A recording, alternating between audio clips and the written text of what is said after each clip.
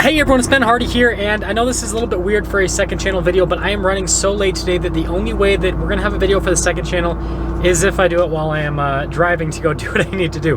But anyways, as always, if you want to save time and money the next time you purchase a car, link to the car buying guide in the description down below. And now let's talk about car prices.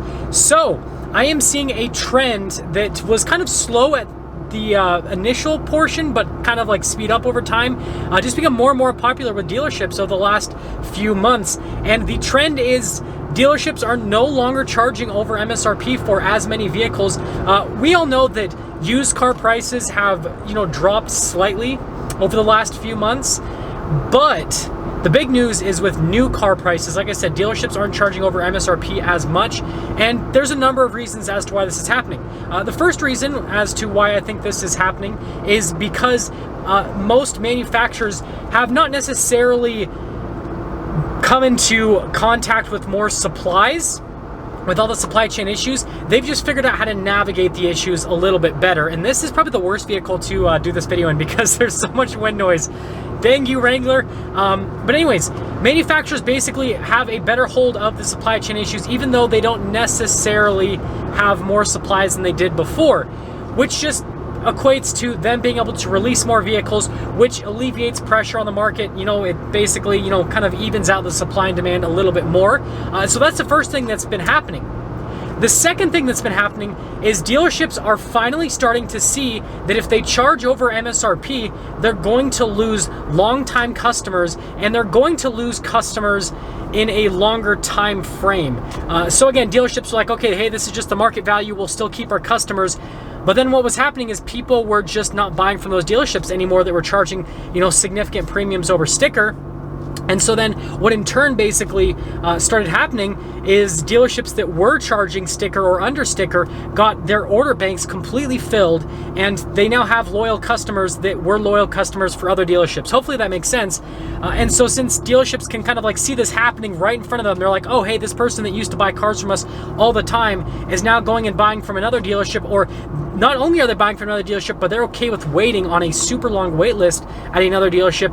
We should probably change our business model and not charge what we're charging if we want to be able to keep these customers, especially when the market calms down. And that's the next thing. Dealerships know that this isn't going to be a forever type thing with this market, and they can already see that it's starting to calm down. And so then they're like, oh, well, we need to be ahead of this, and we need to charge less now, so that when the market does calm down, we will still have those customers when everyone is going to be super competitive from a price point perspective. Because in a normal market, every single dealership is very competitive from a price point perspective. This market's weird. And so what differentiates dealerships is how they treat their customers. And so again, they're all kind of seeing that. They're seeing the writing on the wall, and they're like, okay, we need to calm down on the pricing, and we need to pull back a little bit because we need to get that customer loyalty through the roof again like we had before, so that when the pricing calms down and when everyone's just as competitive as they were before this crazy pricing, then we're gonna be able to basically keep customers. Okay, so what does this mean for you as a consumer? First off, your trade-in is going to start to lose value for the first time in the last 2 years. And so what that really means for you is you need to understand that you can't drive cars for, well, you still can drive cars for free if you buy the right cars, but on an average car, you're not gonna, like a Toyota Camry, for example, you're not gonna be able to drive that for free anymore. You're not gonna be able to buy one at sticker and then sell it for over sticker anymore. That market is slowly eroding away. The next thing that you need to know is there's going to be more availability on car lots, because again, manufacturers have figured out some things to make it so that they can build more cars, and that means you're gonna finally have some inventory to choose from, which means you're going to have more pricing power, negotiation power with dealerships. So you're gonna be able to get a little bit of a better deal, and you're gonna be able to shop with multiple dealerships, and you're probably gonna be able to shop locally for the first time.